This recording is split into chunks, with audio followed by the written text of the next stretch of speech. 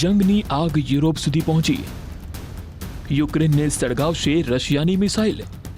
યુરોપના હૃદયમાં આગ લાગી છે. રશિયાની મિસાઇલો અને ડ્રોનનું તોફાન યુક્રેનને ગળી રહ્યું છે. રાતોરાત સેંકડો માઇલ અને મિસાઇલો વરસાવી. કીવ બળી રહ્યું છે. ઓડિશા તબાહ થઈ રહ્યું છે. જાપોરિજિયા યુદ્ધની આગમાં ઘેરાયેલું છે. શું આ પુતિનનું છેલ્લું યુદ્ધ છે જે ભડકેલું છે? શું તેમણે ક્રેમલિન સળગાવવાનો આદેશ આપી દીધો છે? ગુસ્સે ભરાયેલા ઝેલેન્સ્કીએ રશિયાને પાઠ ભણાવવા માટે એક રાતમાં 400થી વધુ લોંગ રેન્જ ડ્રોનથી હુમલો કરી દીધો. મોસ્કો બ્રિગેડે દાવો કર્યો કે 50થી વધુ ડ્રોન તો માત્ર મોસ્કો પર દાગવામાં આવ્યા હતા. રશિયાએ યુક્રેનના તમામ ડ્રોનને તોડી પાડ્યાનો દાવો કર્યો. રશિયા પર યુક્રેનનો આ બીજો સૌથી મોટો હુમલો છે. આ પહેલા રશિયાએ 24 કલાકમાં 660 ડ્રોન તોડી પાડ્યાનો દાવો કર્યો હતો. આ વર્ષે 6 મહિનામાં યુક્રેને રશિયાના 8 લાખથી વધુ મિલિટરી ટાર્ગેટ પર ડ્રોનથી હુમલો કર્યો. યુક્રેને મે મહિનામાં વર્ષ 2026નો સૌથી મોટો હુમલો કર્યો. 1,81,000 ટાર્ગેટ પર હુમલા કર્યા. આ આંકડા યુક્રેને જાહેર કર્યા છે. આની કોઈ સત્તાવાર પુષ્ટિ નથી, પરંતુ યુક્રેનના દાવા રશિયાના મીડિયામાં છપાઈ રહેલા સમાચારો સાથે મેળ ખાય છે. રશિયાનો દાવો છે કે તે દર મહિને યુક્રેનના હજારો ડ્રોનને તોડી પાડી રહ્યું છે. માર્ચમાં મોસ્કોએ યુક્રેનના 7,000થી વધુ ડ્રોનને તોડી પાડ્યાનો દાવો કર્યો હતો.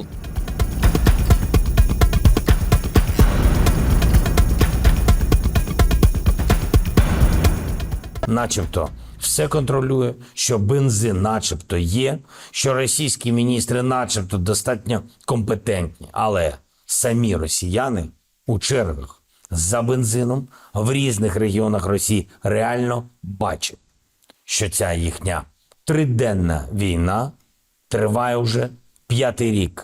Так? યુક્રેને રશિયાના ઉર્જા માળખા પર અનેકવાર હુમલા કર્યા. મોસ્કોની સૌથી મોટી રિફાઇનરી પર હુમલો કર્યો તો મોસ્કોની આસપાસ તેલનું સંકટ ઊભું થઈ ગયું. ત્યારબાદ રશિયાએ વ્લાદિમીર વિસ્તારમાં ફ્યુઅલ પમ્પિંગ સ્ટેશનને નિશાન બનાવ્યું. યુક્રેનના વારંવારના હુમલાઓથી રશિયામાં તેલનું ઉત્પાદન 25થી 40% સુધી પ્રભાવિત થયું. યુક્રેને માત્ર મોસ્કોની આસપાસના વિસ્તારને જ ડ્રોનથી નિશાન બનાવ્યો નથી, પરંતુ ક્રિમિયામાં મોટા ડ્રોન હુમલા કરીને રશિયાના તેલ ઠેકાણાઓને તબાહ કરી દીધા. Реальність війни в Росію і робимо максимально складним продовження окупації нашої землі. Наш український план далекобійних санкцій виконується. Також виконуються і санкції середньої дальності. Але достатньо сказати один лише факт. Від початку повномасштабної війни російською армією було визначено вже 15 термінів. પરંતુ યુક્રેનના લોંગ રેન્જ હુમલાઓ પછી પણ રશિયાનું ઓપરેશન યુક્રેન અટક્યું નહીં. રશિયાએ એક રાતમાં સેંકડો ડ્રોન અને અનેક મિસાઇલોથી હુમલો કરીને સમગ્ર યુક્રેનને એલર્ટ કરી દીધું. રશિયાએ ફરી બતાવી દીધું કે તેના મિસાઇલ અને ડ્રોન એટેકની ગતિ હજુ થમી નથી. પરંતુ સવાલ હવે માત્ર એ નથી કે રશિયાએ કેટલા હુમલા કર્યા. સવાલ એ પણ છે કે શું ઝેલેન્સ્કીએ મોસ્કો પછી હવે ક્રેમલિનની નજીક મિલિટરી ટાર્ગેટ પર હુમલો કરશે? પરંતુ રશિયા યુક્રેનના હુમલાઓનો માત્ર જવાબ જ નથી આપી રહ્યું, પરંતુ કીવના શ્વાસ રોકવાના પ્રયત્નોમાં પણ લાગેલું છે. એક સાથે ક્રૂઝ મિસાઇલ, બેલેસ્ટિક મિસાઇલ અને શાહિદ ડ્રોન. રાતના અંધારામાં રશિયા પહેલા ડ્રોન મોકલે છે જેથી યુક્રેનનું એર ડિફેન્સ એક્ટિવ થઈ જાય. પછી તે જ રડારો પર મિસાઇલો દાગી દે છે. એટલે કે રશિયાની નવી રણનીતિ સ્પષ્ટ છે. પહેલા ડિફેન્સને થકવી નાખો અને પછી શહેરો અને સૈન્ય ઠેકાણા ઉપર સચોટ હુમલા કરો. કીવ, ઓડેસા, નિપ્રો, ઝાપોરિઝિયા સતત નિશાના પર છે અને રશિયાના દરેક હુમલા પછી યુક્રેનની ડિફેન્સ સિસ્ટમને કિંમત ચૂકવવી પડી રહી છે. પહેલા ડ્રોનથી હુમલો અને પછી મિસાઇલ સ્ટ્રાઇક અને જેવા જ ડિફેન્સ પર ઓવરલોડ થાય છે, રશિયાની મિસાઇલો યુક્રેનની ઉર્જા અને મિલિટરી ઠેકાણાઓ પર હુમલા કરે છે. પરંતુ રશિયા અને યુક્રેનની આ જંગ હવે માત્ર દેશોની સરહદ સુધી સીમિત નથી દેખાતી. યુક્રેનથી અડીને આવેલી નાટો સરહદ હવે વારંવાર આ યુદ્ધની ચપેટમાં આવી રહી છે. રોમાનિયાના સંરક્ષણ મંત્રાલયે દાવો કર્યો કે યુક્રેન સરહદ પાસે મળેલા રશિયન ડ્રોનના કાટમાળને કંટ્રોલ બ્લાસ્ટથી ઉડાવી દેવામાં આવ્યો. રિપોર્ટમાં દાવો કરવામાં આવ્યો કે આ વર્ષે લગભગ 40 વાર રશિયાના ડ્રોન રોમાનિયાના એર સ્પેસમાં ઘૂસ્યા. રોમાનિયા EU અને નાટોનું સભ્ય છે. આર્ટિકલ 5 પ્રમાણે જો કોઈ પણ નાટો દેશ પર હુમલો થાય છે તો આ નાટો પર હુમલો માનવામાં આવે છે. આનાથી રશિયા સાથે નાટોની જંગનો ખતરો વધી ગયો છે. પરંતુ રોમાનિયાની સરહદમાં ઘૂસેલ રશિયન ડ્રોનને માત્ર અકસ્માત માનવામાં આવી રહ્યો છે. એટલે કે જંગની ચિંગારી હવે નાટોની સરહદ સુધી પહોંચી રહી છે. હમણાં સ્થિતિ કાબૂમાં છે, પરંતુ ગમે ત્યારે ભડકી શકે છે. બીજી તરફ ઝેલેન્સ્કી હવે ખુલ્લેઆમ કહી રહ્યા છે કે રશિયા પર દબાણ રશિયાની અંદર વધારવું પડશે, એટલે કે હવે લડાઈ રશિયાના સૈન્ય માળખાની છે. Все слушаем наших и оппонентов, и союзников, прислушиваемся и можем как-то корректировать свою точку зрения. Но так, чтобы совсем уж переубедить, во всяком случае, мне об этом пока ничего не известно. Чуть юго-западнее города Доброполе и Очеретино. Ведь этот так называемый дух Анкодижа, хоть и не был облечен в какие-то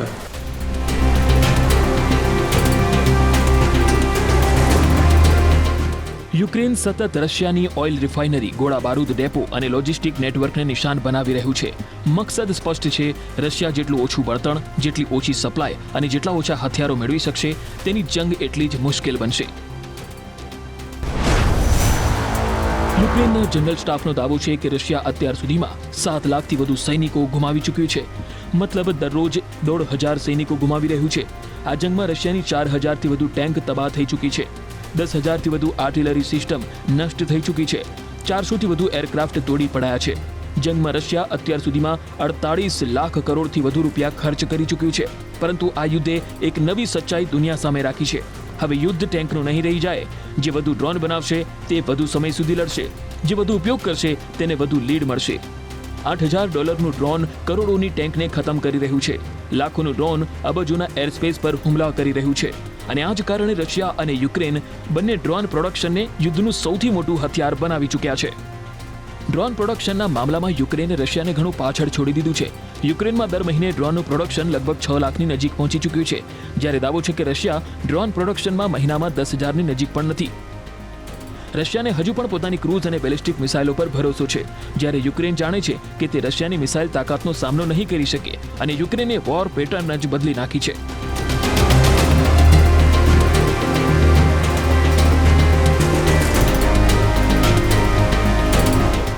સવાલ સમયનો પણ છે.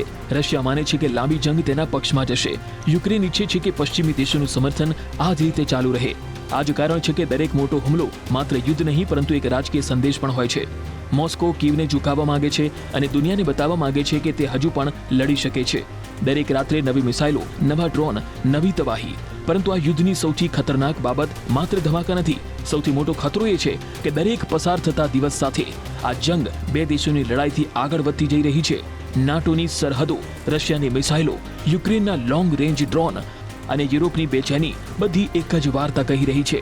વાર્તા એક એવા યુદ્ધની જેનો અંત અત્યારે કોઈને નથી દેખાઈ રહ્યો. અને જ્યાં સુધી મિસાઇલોનો અવાજ વાતચીતની ટેબલ કરતાં વધુ મોટો રહેશે, ત્યાં સુધી યુરોપની રાતો ધમાકાઓથી જ રોશન થતી રહેશે. હવે સવાલ માત્ર એ વાતનો નથી કે આગામી હુમલો કોણ કરશે. સવાલ એ છે કે આગામી દાવ કોનો વધારે ભારે પડશે.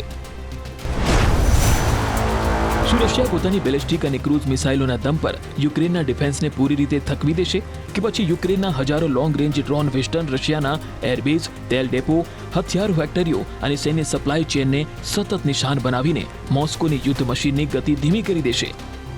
આવનારા મહિનાઓમાં મોરચા પર સૈનિકો કરતાં વધુ આકાશમાં ઉડતા ડ્રોન આ જંગની દિશા નક્કી કરી શકે છે. એટલે કે જેની પાસે વધુ ઉત્પાદન, બહેતર ટેકનિક અને લાંબા અંતર સુધી સચોટ હુમલો કરવાની ક્ષમતા હશે, તેને વ્યૂહાત્મક લીડ મળી શકે છે. પરંતુ એક વાત નક્કી છે, રશિયા ઝૂકવાના સંકેત આપી રહ્યું નથી અને ન તો યુક્રેન પાછળ હટવા તૈયાર દેખાય છે.